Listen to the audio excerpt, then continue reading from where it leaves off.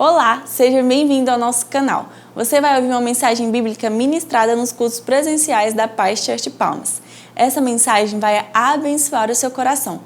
Por isso, queremos pedir que você compartilhe o link dessa palavra com seus amigos. Abra o seu coração. Queria ler um texto-chave da nossa mensagem dessa noite. Lucas, capítulo 8, verso 10. Respondeu-lhes Jesus: a vós outros é dado conhecer o mistério do reino de Deus. Aos demais fala-se por parábolas, para que vendo não vejam e ouvindo não entendam. Coloque a mão no seu coração, vamos orar por revelação da palavra. Pai, está aqui a tua palavra, ó Deus, que nessa noite o teu Espírito fale conosco, que o teu Espírito traga revelação de verdades que só podemos compreender com os olhos do Espírito. Tira as escamas dos nossos olhos, tira desse ambiente toda distração, tira do nosso meio toda dispersão. Em nome de Jesus, que as nossas mentes, o nosso coração esteja voltado para o Senhor, que teu Espírito tenha liberdade nessa casa para falar conosco, em nome de Jesus, amém e amém. Glória a Deus. Glória a Jesus. Vamos passar aqui para o ministério da palavra. O tema da minha mensagem dessa noite é o segredo do coração de Deus. Eu estive até um tanto quanto relutante na hora de pensar o tema dessa mensagem, né? Segredo. Dá a entender algo tão oculto, né? Tão escondido, tão difícil de se entender, quando na verdade tudo que Deus tem para nós já foi revelado. Não tem nada que Deus tenha para mim e para você que já não esteja revelado. Mas eu queria destacar como que esse segredo fosse a chave do desejo de Deus para nós. O maior interesse de Deus para o homem. Nós, certamente, cada um de nós aqui, em algum momento já teve aqueles momentos de reflexão, de perguntas, de porquês, de questionamentos, aonde você, talvez no trabalho, fazendo alguma coisa ali em prol do seu sustento, para ganhar o seu pão de cada dia, e você no meio do dia ali, daquele frenesi, você para e pensa: o que eu estou fazendo aqui? O que eu estou fazendo da minha vida? O que vai ser do meu futuro? Será que de fato eu estou engajado naquilo que é a vontade de Deus para a minha vida? Né? Eu ouço muitas pessoas dizerem: mas qual é a vontade de Deus para a minha vida? Mas qual é a expectativa, o propósito de Deus para a minha vida? Como encontrar, como ouvir a voz de Deus e saber o que Deus tem para mim? Talvez um jovem de 17, 18 anos, que está prestes a fazer um vestibular para entrar na faculdade, ele passa por essa crise. Hoje em dia tem até os testes vocacionais, né? Eu não sei se de fato esse teste vocacional vai ser tão chave assim, determinante para uma boa vocação para daqui 30, 40, 50 anos. Nós estamos em constante transformação. Uma sociedade que muda a cada 5 anos. Nós temos uma virada de chave incrível da sociedade. Há 10 anos atrás, as coisas eram feitas, os trabalhos eram feitos de uma forma, e hoje, muito daquilo que nós aprendemos a fazer, nós temos que mudar. E, quiçá, daqui 20, 30 anos, né? Os headhunters da casa, os psicólogos da casa, que me perdoem se eu falar besteira aqui, mas certamente um teste vocacional de hoje que vai dizer para um jovem: você tem talento para a área de exatas, corre o grande risco, daqui 10, 15, 20 anos, esse jovem ter que voltar para a faculdade e fazer outra coisa, porque aquilo que ele aprendeu a fazer, ele pode se ver perdido nisso. E nós somos tão consumidos por essa busca incessante por realização, por discernimento de entender o que nós estamos fazendo nesse mundo. A Renatinha começou aqui com a ordem do culto, dizendo que existe um anseio no coração do homem em saber o que de fato ele faz parte, né? Eu faço parte de tal grupo, eu faço parte lá da empresa onde eu trabalho, eu faço parte talvez lá na universidade, eu faço parte de uma comunidade espiritual, uma igreja. E as pessoas às vezes se pegam perdidas. Onde estou? Para onde vou? Quem eu sou? Para que Deus me fez? Eu mudei de estado, eu vim para Palmas, Tocantins, em busca do elo dourado. Talvez 80% dessa casa, assim como eu, saiu de outro estado e veio para cá com expectativa de criar um futuro, de buscar uma nova expectativa para a sua vida, conquistas. Tudo isso é legítimo. Mas existe um anseio da alma, do coração humano, que vai muito além de conquistas dessa terra. Existe uma expectativa, talvez, se eu for colocar do ponto de vista material, mas nós sabemos que não é só material, mas existem expectativas que você, talvez com 20 anos, sonhava em ter um emprego estável, passar num concurso, e essa pessoa então passa no concurso, entra num emprego estável. Depois de um certo tempo, 5, 6, 7, 10 anos, ela olha para trás e fala assim: mas eu não me sinto realizado. Mas eu não me sinto uma pessoa extremamente feliz. Muito se tem dito sobre buscar a felicidade. Mas aonde está essa felicidade? O que Deus fala sobre isso? Qual é o mistério de Deus acerca dessas respostas que nós tanto clamamos? Talvez essas respostas, talvez essas perguntas sejam o motivo de algumas pessoas nessa casa até estarem em depressão.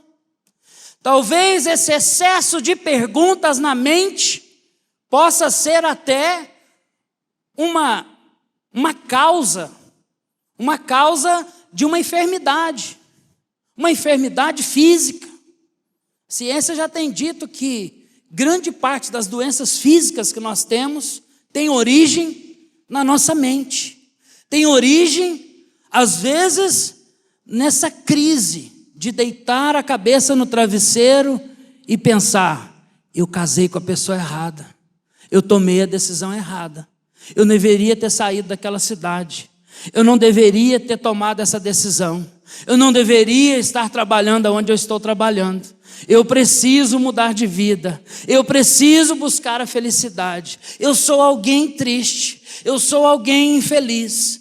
Esses dilemas, talvez você olhe alguém bem vestido, num culto como esse, de domingo à noite, num carro do ano, e você pode olhar e dizer: eu estou no lugar onde as pessoas estão realizadas. Mas quem vê as coisas por fora não sabe os dilemas de um travesseiro. Quem vê as pessoas por fora não sabe o que passa na mente humana. E quando eu busquei essa mensagem, eu busquei entender um pouco o que a Bíblia fala sobre isso. O que o Senhor tem a dizer sobre isso? O que é de fato a resposta que nós tanto buscamos? Você não saiu da sua casa para vir num culto de domingo à noite apenas para receber uma oração poderosa e passar a semana abençoado. Não, você saiu da sua casa e veio para uma reunião como essa, com uma expectativa no coração de ouvir algo da parte de Deus. E nós queremos aqui debruçar na palavra, debruçar nas Escrituras. Daniel capítulo 2, verso 47, disse o rei a Daniel: certamente o vosso Deus é Deus dos deuses e o Senhor dos senhores, e revelador dos mistérios, pois pudeste revelar este mistério. Que mistério é esse? Que segredo é esse? Existe até um jargão no meio pentecostal, né? Deus de mistério, né? O mistério de Deus. O fato é que realmente existe algo no coração de Deus que nós precisamos entender. 1 Coríntios capítulo 4, verso 1. Assim, pois, importa que os homens nos considerem como ministros de Cristo e dispenseiros dos mistérios de Deus. Colossenses capítulo 1, verso 26. O mistério que estava oculto nos séculos e das gerações, agora, todavia, se manifestou aos seus santos.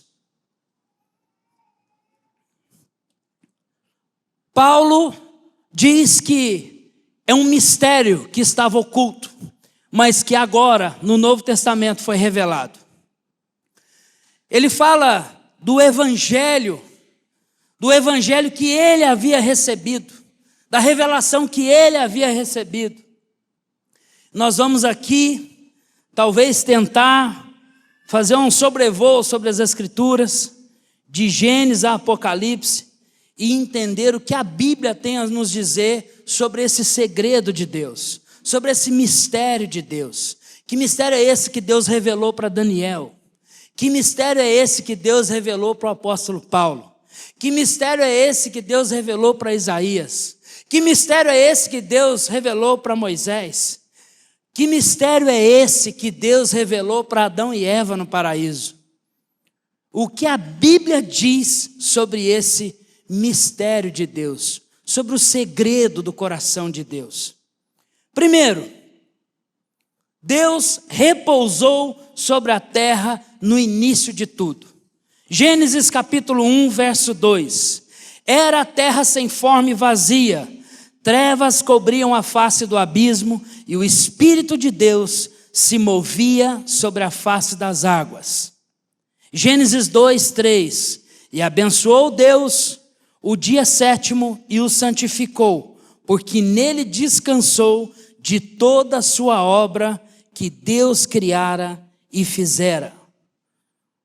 Nós vemos aqui, logo no início da criação, a Bíblia diz que o Espírito de Deus pairava sobre a face das águas. Essa expressão pairar, ela vem com esse símbolo do pássaro que paira sobre o ar. É um princípio da aviação, inclusive, que um avião ele pode funcionar, mesmo com o motor apagado, ele pode planar. Essa expressão de planar sobre as águas. O Espírito de Deus estava ali sobre as águas, aguardando o momento de pousar.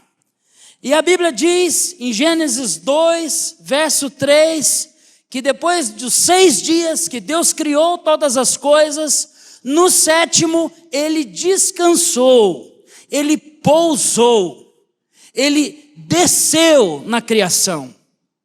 Interessante é que essa expressão, Deus descansou, certo dia nós estávamos numa célula e um jovem de uns 15 anos, não me esqueço disso, ele fez essa pergunta para nós. Ele perguntou assim: por acaso Deus fica cansado? E aí, quando ele fez aquela pergunta, eu logo associei esse texto. Falei, ele quer me pegar naquele texto de Gênesis, quando Deus descansou. Eu falei, não, Deus não se cansa. A Bíblia diz, Jesus disse isso, que o meu Pai trabalha até agora e eu também. Deus não se fadiga, Deus não se cansa. E aí, ele falou assim, mas por que a Bíblia diz que Deus descansou no sétimo dia? A expressão aqui, descansar, ela não é a expressão de quem tem um cansaço físico. Essa expressão descansar, vou tentar tipificar aqui para te explicar. Talvez as irmãs que fazem pão sabem bem o que significa isso. Quando você faz ali a massa do pão, e bota a massa para descansar. É porque a massa está cansada? Não. É porque existe ali o tempo de maturação da massa, para que o milagre do crescimento aconteça. Então a massa está em repouso. Deus repousou sobre a criação. Deus desceu no jardim. A vontade de Deus, quando criou todas as coisas, é aquela expectativa de quem acaba de fazer uma mudança, enche a casa de trem, bota mala, bota cama, bota cadeira, e aí você fala assim, eu tenho que arrumar um cantinho aqui, preparar pelo menos a cama, para que a gente possa dormir. E aí você, naquele frenesi da mudança, você fala, não, pelo menos o quarto tem que estar organizado. Você organiza o quarto e tem o seu primeiro dia de descanso. Depois que Deus criou todas as coisas, Ele veio para habitar nesse ambiente que Ele criou. Nesse ambiente que Ele mesmo criou, com cada detalhe. Esse jardim do Éden aqui, não era apenas um espaço geográfico, uma floresta muito bonita. Esse jardim aqui é um lugar que Deus criou para que Ele pudesse vir e ter relacionamento com a sua criação. E ter relacionamento com Adão e Eva. E aí a Bíblia diz que na viração do dia, Deus caminhava no jardim. Deus andava pelo jardim com aquele casal. Deus tinha um relacionamento com aquele casal. E nós sabemos da queda, nós sabemos que o casal pecou, o casal falhou, Adão se escondeu de Deus, Adão se escondeu e teve medo, e Deus pergunta para Adão, por que você está escondido, Adão? Por que você está aí nesse lugar? Será que Deus não sabia? Será que Deus não sabia o porquê das coisas? É claro que Deus sabia. E o interessante aqui, eu estava até conversando com o irmão nessa tarde sobre esse texto, é que mesmo Adão e Eva tendo falhado, mesmo eles estando ali numa posição de desobediência, eles pecaram. O pecado é uma coisa ruim, ele vem para nos destruir mesmo, mas Deus não faltou o culto. Deus veio para se relacionar com esse casal, para resolver o problema do pecado. Tremendo isso, que eu não consigo falar dessas coisas sem fazer um paralelo do cristianismo com as demais religiões. Todas as religiões no planeta existem a necessidade do homem de ter um Deus.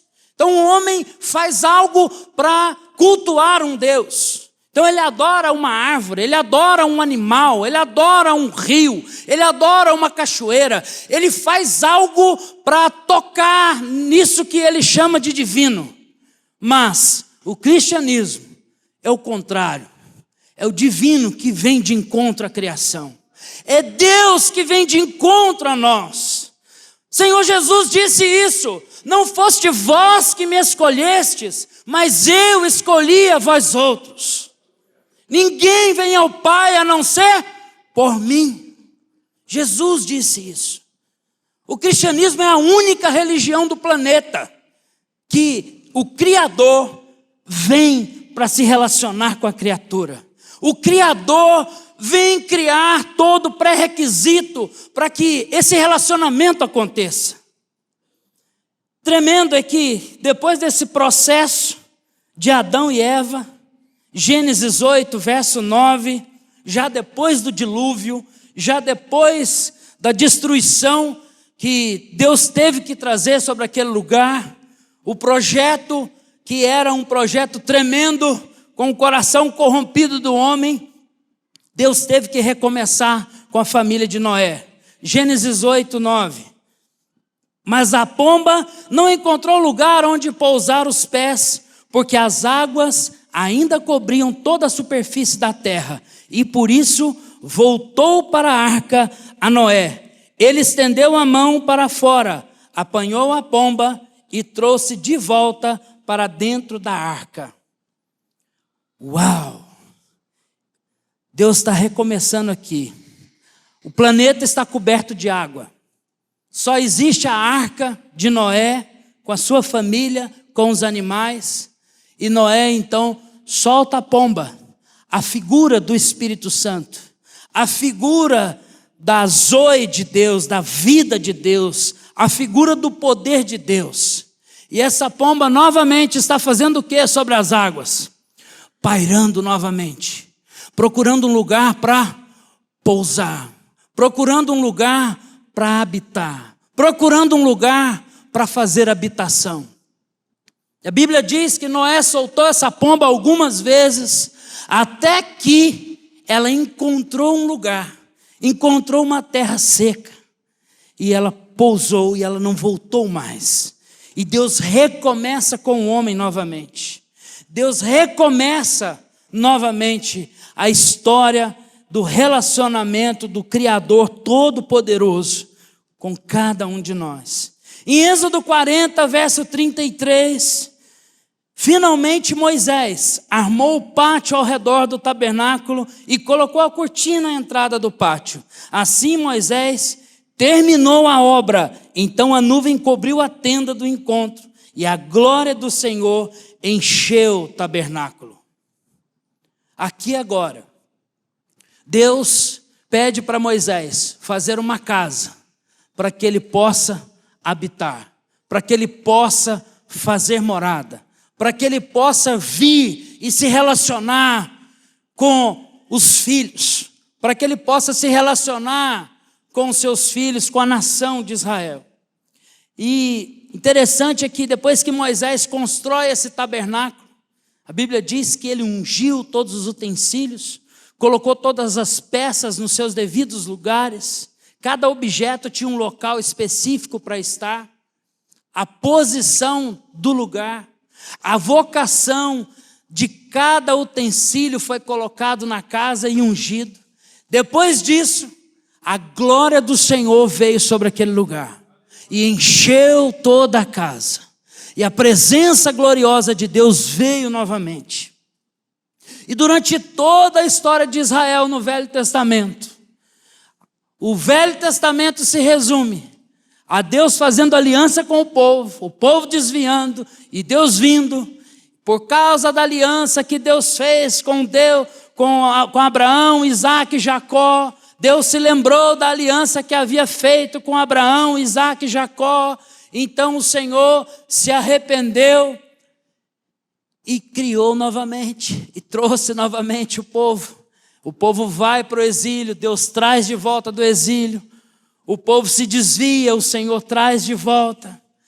Esse caminho de volta do homem para Deus, Deus restaurando esse relacionamento.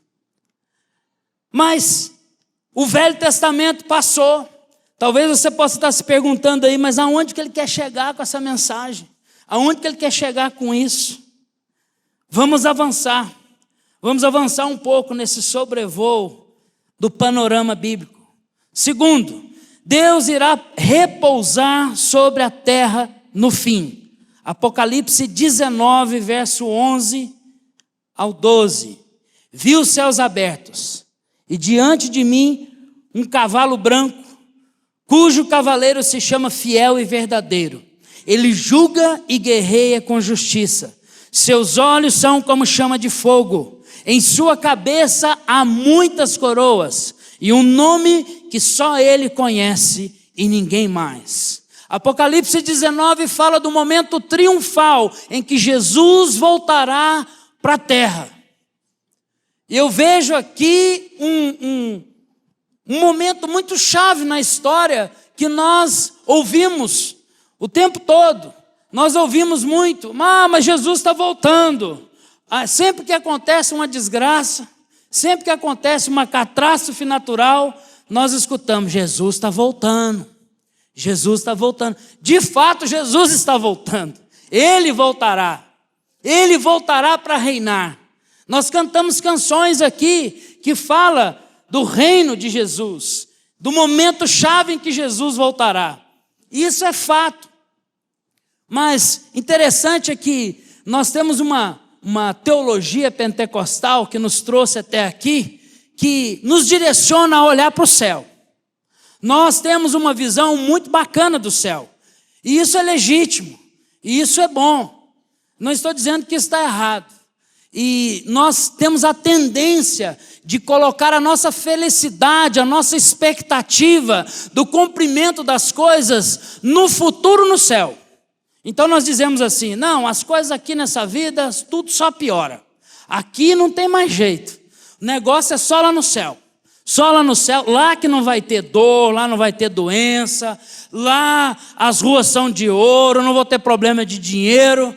Mas enquanto eu estou aqui, o bicho está pegando. A coisa aqui é complicada. Aqui não tem sossego mesmo, não. Aqui não tem promessa de benesse nenhuma, não. E nós adiamos uma expectativa de alegria, realização, felicidade, uma expectativa de paz para um futuro que nunca chega. Para um futuro, e muitas vezes a gente olha para as pessoas ao nosso redor. Eu já ouvi as pessoas dizerem assim, fulano morreu. Ah, ele descansou. Pô, mas descansou por quê? Ele estava cansado do quê? Não, a vida para ele era muito sofrida. Então ele descansou. Mais uma vez, nós selamos essa mentira que o diabo colocou na nossa mente. De que a felicidade e a realização da vida está num futuro no céu. Nós jogamos esse Deus dos cristãos lá no céu. Deus está lá no céu e eu estou aqui na terra. Aqui o trem está fervendo.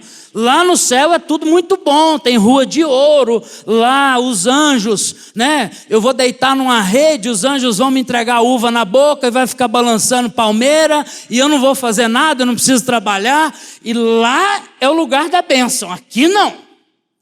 Nós temos essa utopia, eu não sei de que Bíblia que tiraram isso. Eu não sei de qual Bíblia tiraram isso. Quando na verdade Deus criou esse planeta e veio morar nele. Deus estava ali no Éden. Deus estava ali com Adão e Eva. Esse planeta é tão importante para ele que ele criou um tabernáculo de tenda, de trapo, de tecido e morou dentro dessa tenda. Eu não sei, isso é o paradoxo do Evangelho. Isso é uma loucura na mente humana. Como pode o Todo-Poderoso, o Criador dos céus e da terra, querer vir morar num lugar como esse? Mas foi assim que Deus projetou todas as coisas. E Ele voltará. Se aqui fosse um lugar desprezível, se Jesus já tivesse virado as costas para esse lugar, com qual objetivo Ele voltaria para cá? Não é contraditório? Raciocina aí. Se aqui é só desgraça, dor, sofrimento, não tem mais jeito, e o negócio é lá no céu, é a cidade santa que está lá no céu, o que ele vem fazer aqui?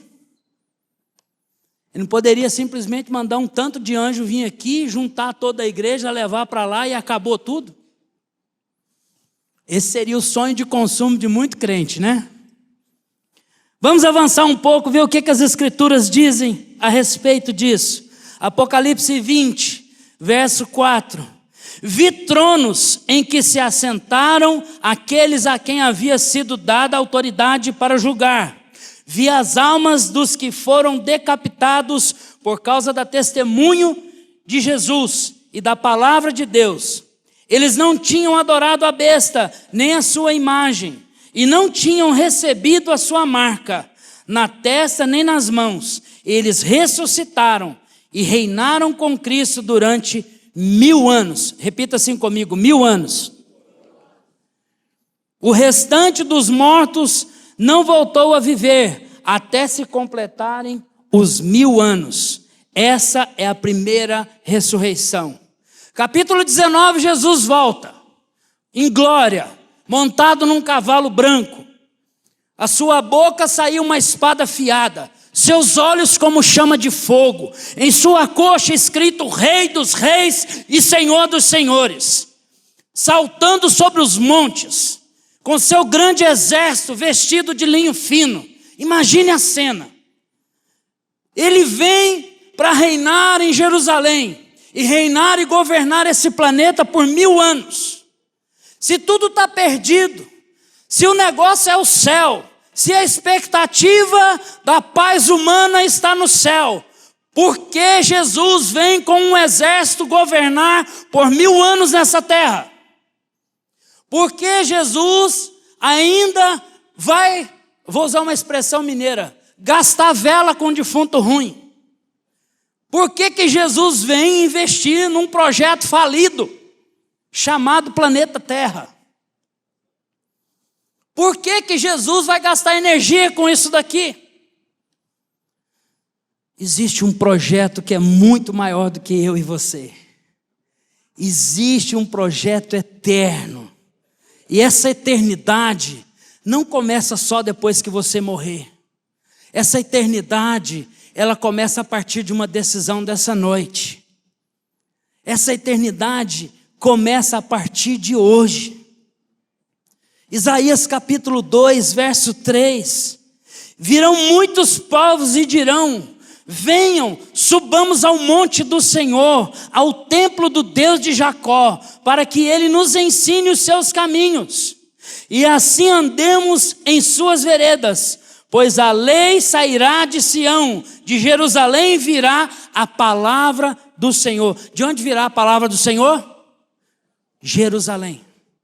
Quem que vai estar lá ensinando a palavra do Senhor? Jesus. Se num culto como esse a gente fica cheio de expectativa, nós damos glória a Deus quando se lê um texto como esse, e a gente sai daqui cheio de fé, a gente sai daqui mastigando prego e cuspindo parafuso, dando glória a Deus. Imagine como será um culto em que o pregador é o próprio Jesus.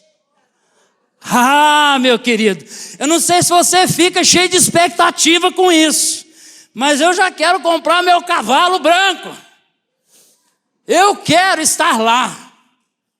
Toda a nossa teologia de galardão, de recompensa dessa vida, ela é para o governo do milênio. Quem te disse que esse galardão é para ser usado lá no céu? No céu ninguém precisa de galardão, concorda comigo? Num lugar onde as ruas são de ouro, os muros, as casas, tudo de cristal. Bota aí a foto da Nova Jerusalém aí, meu querido. O banner da palavra de hoje. Bota aí. Olha lá, a Nova Jerusalém. Eu creio que deve ser daquele jeito. Eu creio que deve ser a cidade daquele jeito. Não é para lá, é para cá. A parábola que Jesus fala em Lucas, sobre a parábola dos talentos, a quem muito é dado, muito será cobrado, e aqueles que foram bons mordomos, uns reinarão sobre cidade, outros reinarão sobre nações, fala de um contexto de recompensa para o milênio. Imagine a cena, você lá em Jerusalém, vou fazer uma visita para o prefeito, para botar uma ponte ali naquele lugar. Quem que é o prefeito? Não, é Davi, é o rei Davi que é o prefeito. Você lá sentado, conversando com Davi, discutindo para construir uma ponte. Esse é o contexto do milênio. Jesus reinará por 1000 anos nessa terra, num contexto de corpo glorificado, num contexto onde a igreja reinará com ele. Isaías capítulo 11, verso 8. A criancinha brincará perto do esconderijo da cobra. A criança colocará a mão no ninho da víbora. Até os animais selvagens vão se tornar animais dóceis. Isaías capítulo 11 diz que o lobo brincará com o cordeiro. Vai conviver com o cordeiro. O leão não vai mais caçar. O leão vai comer capim. A Bíblia diz que ele vai pastar palha junto com o boi. Você imagina a cena? Um leãozão com aqueles dentão dele comendo capim? Esse é o cenário do governo do milênio do Messias. Jesus com seu corpo glorificado, reinando nessa terra por 1000 anos. Apocalipse 19, Jesus vem. Capítulo 20, Jesus no governo milenar. Apocalipse 21, 19, 20, 21. Ordem crescente. Vi a cidade santa, a nova Jerusalém, que descia dos céus, da parte de Deus, preparada como uma noiva adornada para o seu marido. Ouvi uma forte voz que vinha do trono e dizia: agora o tabernáculo de Deus está com os homens, com os quais ele viverá. Eles serão seus povos. O próprio Deus estará com eles e será o seu Deus. Ele enxugará dos seus olhos toda lágrima. Não haverá mais morte, nem tristeza, nem choro, nem dor, pois a antiga ordem já passou. Uau! A cidade vem para cá. Ela não fica lá no céu. Da onde que tu tirou esse negócio de ficar a eternidade lá no céu, deitado na rede, comendo uva? Quem te contou isso? A cidade vem para cá. E o Deus Todo-Poderoso, o Deus Pai, vem junto. Imagine como que vai ser isso. Jesus já está aqui na terra, reinando por 1000 anos. Fazendo o quê? Reinando aqui por 1000 anos. Te contar um detalhe das Escrituras. João Batista, a Bíblia diz que ele veio preparar o caminho. Preparar o caminho para quem? Jesus. Jesus vem, prepara a igreja e sobe. E nós estamos fazendo o quê? Preparando o caminho para Jesus? Jesus volta, governa por 1000 anos. Jesus está fazendo o quê? Preparando o caminho para o papai descer e morar aqui. Jesus virá e vai preparar esse lugar que hoje está corrompido, hoje está caído, mas isso vai mudar. Nós cantamos canções que os reis vão se prostrar. Nós cantamos canções que de Sião sairá a lei do Senhor. Mas nós não paramos para refletir o que significa isso. Nós não paramos para refletir a intensidade daquilo que nós cantamos. Nós clamamos: Maranata, ora vem, Senhor Jesus. Muitas vezes nós cantamos isso para ficar livre dos nossos problemas. Nós queremos que Jesus volte para não precisar pagar a dívida que está no banco. Nós queremos que Jesus volte para ficar livre da sogra que perturba e mora perto de casa. Misericórdia. Está cheio de sogra aqui hoje, né? Sogra é uma bênção, meus irmãos. A minha entrou no lugar da minha mãe, que já faleceu. É uma bênção na minha vida. Ela não quer vir morar comigo. Glória a Deus, né? Deus sabe o que faz. Aleluia. Vamos avançar aqui. Fiquei até meio perdido aqui. Ponto 3. Deixa a sogra para lá, volta para cá. Ponto 3. Deus repousou Emanuel na nossa história. João 1, verso 10. Aquele que é a palavra estava no mundo, e o mundo foi feito por intermédio dele, mas o mundo não o reconheceu. Veio para o que era seu, mas os seus não receberam. Contudo, aos que o receberam, aos que creram em seu nome, deu-lhes o direito de se tornarem filhos de Deus. Aquele que é a palavra tornou-se carne e viveu entre nós. Vimos a sua glória, glória como do unigênito, vindo do Pai, cheio de graça e de verdade. Aleluia, glória a Deus. Esse Deus Todo-Poderoso, que criou todas as coisas, fez questão de vir na forma de matéria humana. Ele se fez carne e habitou entre nós. Uma das verdades eternas do Evangelho. É impossível você crer em Deus sem passar pela figura de Cristo. É por isso que Jesus disse que ninguém vai ao Pai senão por Ele. Ele é o caminho, a verdade e a vida. Ninguém vai ao Pai a não ser por Ele. Porque Jesus Cristo, Filho de Deus, Jesus se encarnou, Jesus se tornou o Deus Emanuel, o Deus conosco. Em partes, Ele, por uma janela de tempo na história, Ele habitou no nosso meio. Ele comeu conosco, Ele dormiu conosco, Ele sentiu as nossas dores, Ele sentiu as nossas fragilidades humanas, Ele se compadeceu, Ele chorou, Ele teve fome, Ele teve vontades, Ele experimentou daquilo que nós vivemos.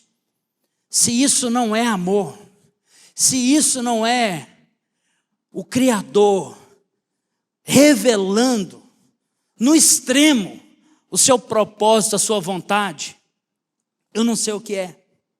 O problema é que muitas vezes nós queremos uma teologia pronta, uma teologia mais fácil, uma forma mais prática, um evangelho de micro-ondas. Joga lá dentro, pip, pip, está pronto. Mas não tem atalhos, meu querido. Não tem atalhos. Esses processos que nós estamos aqui meditando ao longo da história, fala daquilo que Deus projetou para que eu e você vivesse. Deus nos projetou para viver processos. Senão nós já tínhamos nascido grande. Senão nós tínhamos nascido igual Adão. Adão, lá no Éden, nasceu grande. Não nasceu bebezinho. Nasceu pronto. Lá era um ambiente de glória. Um ambiente de glória, as coisas já estão prontas. Não precisa passar pelo processo. Mas depois do pecado, nós entramos em processo. E nós precisamos meditar nas Escrituras para conhecer esses mistérios, esses desígnios de Deus. Gálatas capítulo 4, verso 4. Mas vindo a plenitude dos tempos, Deus enviou seu Filho, nascido de mulher, nascido sob a lei. Uau! Deus enviou seu Filho. Mais uma vez, Deus pousa sobre a terra.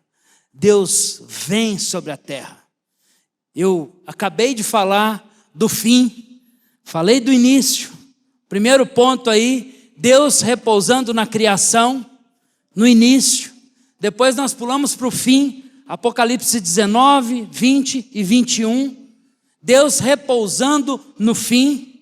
Existe um hiato na história. Existe uma janela que eu e você estamos inseridos nela. E o que Deus fez nessa janela? Deus enviou Jesus. Deus enviou Jesus para morrer naquela cruz por mim e por você. Deus liberou aquela palavra. A mesma pomba que estava nos dias de Noé, pairando para encontrar um lugar para pousar. Agora com Jesus, ele entra na água e ele é batizado por João Batista. E quando ele sai da água, a pomba vem e pousa sobre ele novamente. O poder de Deus, o propósito de Deus, a vontade de Deus, o desejo de Deus, repousa sobre Jesus. Em Cristo é cumprido todo o projeto de Deus para nós na terra. Aleluia! Aplauda bem forte a Jesus. Glória a Deus. Essa pomba pousou novamente. Aleluia. A Bíblia diz que os olhos do Senhor estão por sobre a terra, procurando um coração que seja totalmente dele. Essa pomba está pairando nesse lugar, procurando um coração sedento, uma alma sedenta, um coração desejoso por essa presença, um coração que está cheio de expectativa. Talvez um coração seco, talvez um coração duro, talvez um coração carente, talvez um coração necessitado, mas ele está nessa casa, procurando um coração que é totalmente dele. Aleluia, aleluia. A palavra fala de um homem que o próprio Deus disse que, a Bíblia diz que ele é o homem segundo o coração de Deus. Por que que ele é um homem segundo o coração de Deus? Salmo 132, verso 3 em diante. Não entrarei na minha tenda, nem me deitarei no meu leito. Não permitirei que os meus olhos peguem no sono, nem que as minhas pálpebras descansem, enquanto não encontrar um lugar para o Senhor, uma habitação para o Todo-Poderoso de Jacó. Soubemos que a arca estava em Efrata, mas nós a encontramos nos campos de Jaar. Vamos para a habitação do Senhor, vamos adorá-lo diante do estrado dos seus pés. Levanta-te, Senhor, e vem para o teu lugar de descanso, tu e a arca onde está o teu poder. Uau! Davi teve essa expectativa de ter um lugar para a habitação de Deus. Davi tinha esse desejo. Ele morava num palácio, um palácio de rei, um prédio bonito, suntuoso, e um dia deitado, pensou, imaginou, poxa vida, Deus está numa tenda, Deus está num lugar tão simples, um lugar vulnerável, um lugar que com o vento, com a chuva, pode ser arrancado. E quando Davi experimentava de momentos da presença de Deus, eu creio que não foi apenas uma intenção física de Davi de querer ter um lugar melhor para Deus, de ter uma casa melhor para Deus. Mas Davi, enquanto pastor de ovelhas, estava ali nos campos, salmodiando com a sua harpa, dedilhando a sua harpa e compondo salmos e dizendo: o Senhor é meu pastor e nada me faltará. Cantando salmos como esse: Senhor, refrigera minha alma, leva-me para águas tranquilas. O Senhor refrigera minha alma. E ele sentia essa presença, essa habitação, e ele lidava com essa presença de Deus. Mas ele sabia que quando parava a música, parava a adoração, quando ele virava as costas para os seus afazeres, essa presença parece que sumia. Então ele tem uma ideia de levar esse culto para dentro de um lugar permanente, contínuo. Existe aqui um momento chave na história, onde o tabernáculo de Moisés tinha um dia e uma hora para um culto acontecer. Mas o de Davi, chamado tabernáculo de Davi, ele montou uma estrutura, colocou sacerdotes, intercessores e cantores, 24 horas, 7 dias por semana, para adorar a Deus, para cultivar essa presença, para que Deus viesse e ficasse naquele lugar. Davi, com esse coração, que criou essa estrutura de culto. Hoje nós cultuamos a Deus com música, porque Davi inseriu a música no culto. O culto era um culto mais de ritual, de sacrifício de animais, para perdão dos pecados. E Davi cria essa estrutura, essa condição para que a presença de Deus viesse. E ele é chamado o homem segundo o coração de Deus. Será que Deus pode fazer presença na sua vida? Será que Deus encontra um lugar de culto na sua casa? Será que você tem parado a sua vida para ter esse momento de culto? Aqui, Davi criou uma estrutura 24 horas para adorar a Deus. Colocou sacerdotes, músicos, cantores, intercessores, 24 horas. Hoje, nós temos dificuldade, às vezes, para tirar 30 minutos durante a semana para cultuar a Deus. Seu TSD, o seu tempo a sós com Deus, precisa ser um momento de contato com a presença. Nós precisamos melhorar esse ambiente. Nós precisamos ter no nosso tempo a sós com Deus um momento de culto, um momento de adoração, um momento de clamor, um momento de se curvar diante dessa presença, um momento de criar ali um ambiente na sua casa, onde o menino não está incomodando, o cachorro não está latindo, o vizinho está batendo na porta, você precisa adequar a sua vida para que essa presença venha. Você precisa adequar a sua estrutura de vida para cultivar essa presença. Qual é o segredo do coração de Deus? Que mistério é esse que o apóstolo Paulo estava dizendo? O mistério que esteve oculto desde os tempos antigos. Que mistério é esse? Qual é o maior anseio do coração humano? Qual é a maior expectativa do coração humano? Não é ganhar muito dinheiro. Não é ter uma casa nova. Não é ter um bom casamento. Não é ter filhos obedientes. Qual é o maior anseio da alma humana? O que Deus sempre quis para mim e para você? A presença de Deus entre nós é o fim de todas as coisas e a revelação plena da eternidade. Mas essa mesma presença entre nós também é o meio pelo qual o próprio Deus fez em Cristo para que possamos ser transformados para estar com Ele. A presença de Deus é o segredo que esteve oculto. Que quando Moisés estava no Monte Sinai, ele disse para Deus: Senhor, mostra-me a tua face. Deus olhou para Moisés e disse: você não pode ver a minha face. Eu vou te colocar na fenda da rocha e eu vou passar para que você veja a minha bondade. Mas no Novo Testamento, essa presença, que lá no Velho Testamento era só sombra, era só um vislumbre. Se só a sombra, só o vislumbre, descia na forma de uma coluna de fogo dentro da tenda de Moisés. Agora no Novo Testamento, o Verbo se fez carne e habitou entre nós. Vimos a sua glória, glória como do unigênito, vindo do Pai, cheio de graça e de verdade. Veio para o que era seu, mas os seus o rejeitaram. Mas tantos aqueles que o receberam, deu-lhes o poder de serem feitos filhos de Deus.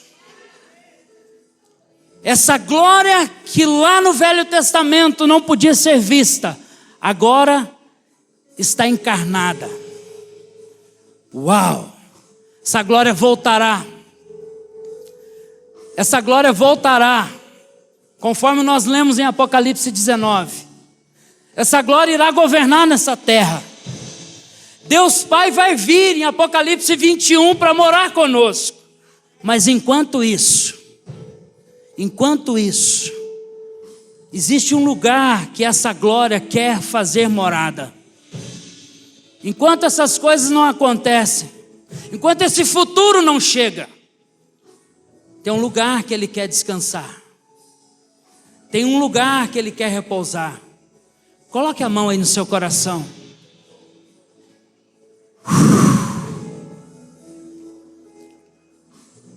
Feche os seus olhos.